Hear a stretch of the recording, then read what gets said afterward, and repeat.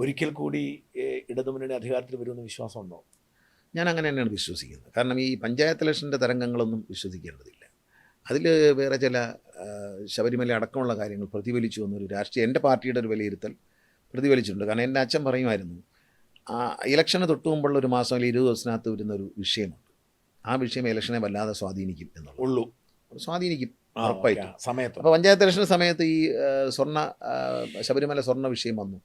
ഈ വിഷയം അച്ഛൻ പറഞ്ഞ ഫോർമുല അനുസരിച്ച് ബാധിക്കും. പക്ഷേ ഞാനടക്കമുള്ളവർ ശ്രദ്ധിച്ചപ്പോൾ അങ്ങനെ ഉണ്ടാവില്ല. കാരണം ഇത് ജനങ്ങൾക്കൊരു പ്രസക്തമായ വിഷയമല്ലല്ലോ എന്ന് നമ്മൾ ചിന്തിച്ചു.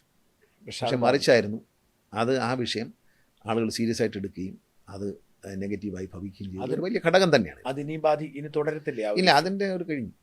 ആണോ? ഒരു പ്രാവശ്യം അടിക്കുകയുള്ളൂ, 2 പ്രാവശ്യം അടിക്കില്ല. ജനങ്ങൾ എപ്പോഴും അങ്ങനെയാണ്, ഒരു പ്രാവശ്യം അടിക്കും പിന്നെ അടിക്കും. പക്ഷെ അതിങ്ങനെ ട്വിസ്റ്റ് ആയിക്കൊണ്ടിരിക്കുകയാണ്. അതിങ്ങനെ പുതിയ ആളുകളും അപ്പുറത്തും ഇപ്പുറത്തും ഒക്കെ ഉണ്ടല്ലോ. ഇത് ഈ ചക്കരക്കുടത്തിൽ കൈയിട്ടാൽ നക്കും എന്ന് പറയുന്ന പോലുള്ളൊരു സംഭവമാണ്. പണ്ട് അച്ഛനൊരു തമാശ പറയും, ശബരിമലയിൽ ജോലിക്ക് പോകുന്നവർ ഈ പൈസ വലിച്ചെറിയും അവിടെ ഇങ്ങനെ. അപ്പോൾ അന്ന് 50 പൈസയ്ക്ക് ഒരു വടയും ചായയും കൂടെ കിട്ടുന്ന കാലമാണ്.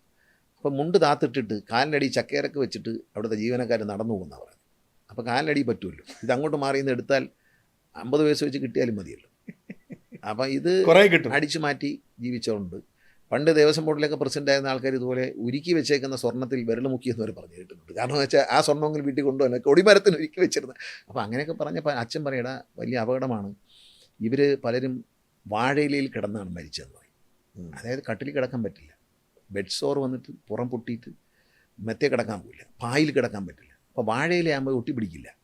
വാഴയിൽ മരിച്ചു കഴിഞ്ഞാണ് സാധാരണ ഹിന്ദുക്കൾ വാഴയിലേ കിടത്തുന്നത്. ഇത് അച്ഛൻ പറയും, ഇങ്ങനെയൊക്കെ മോട്ടിക്കുന്നവന്മാർ വാഴയിലേ കിടന്നാൽ മരിക്കുന്നത്. കാരണം വാഴ കിടന്നാൽ മരിക്കുന്നത്. കാരണം വേറെ എങ്ങും കിടക്കാനോ പോയില്ല, വാഴയിലയിൽ മാത്രമേ കിടക്കാനോ, കാരണം ഒട്ടിപ്പിടിക്കും.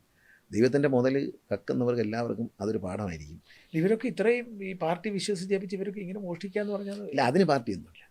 അത് നമ്മൾ ഇത്തരം കാര്യങ്ങളിൽ ചക്രക്കുടത്തിൽ കൈയിടുമ്പോൾ നക്കുന്നതിന് പാർട്ടിയൊന്നുണ്ടെന്ന് ഞാൻ വിശ്വസിക്കുന്നില്ല. അവർക്ക് രാഷ്ട്രീയമൊന്നുമില്ല. കാരണം അങ്ങനെയാണെങ്കിൽ ഒരു കമ്മ്യൂണിസ്റ്റുകാരൻ എങ്ങനെയാണ് ദേവസ്വം ബോർഡിൻ്റെ പ്രസിഡന്റ് ആകുന്നത്? ശരി, ദൈവമില്ലാന്ന് വിശ്വസിക്കുന്ന ഒരു ഭൗതികവാദി അല്ലാത്ത ഒരാൾ എങ്ങനെ പ്രസിഡന്റും മെമ്പറും ഒക്കെ ആവും? അധികാര സ്ഥാനം മാത്രമേ ഉള്ളൂ.